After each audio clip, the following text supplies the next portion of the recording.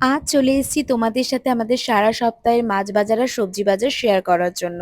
প্রথমেই দেখাচ্ছি তোমাদেরকে আমি বরলি মাছ, এরপরে নিয়েছি আমি সোম চিংড়ি থেকে মাছ। শুক্র আমি যেহেতু একদম সময় পাই না আর আমার বরমশাই তো তার থেকেও আরো বেশি ব্যস্ত, তাই আমরা সানডে সারা সপ্তাহের বাজার করে রাখি।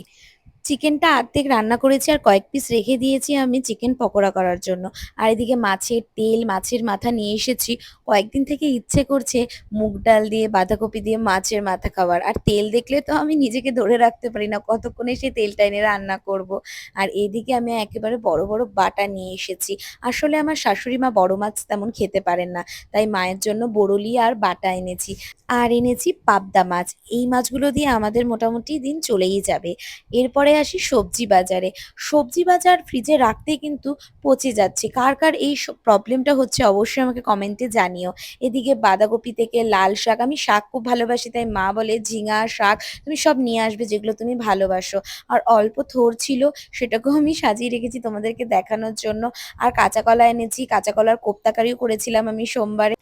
আর কাঁচা আম তো আমাদের বাড়িতে আসবেই, কারণ মা চাটনি খেতে খুব ভালোবাসে। শুধু মা না, মায়ের ছেলে সবাই। আজকের বাজার তোমাদের কেমন লাগলো অবশ্যই তোমরা জানিও, তাহলে নেক্সট ডে আবার তোমাদের সাথে শেয়ার করব।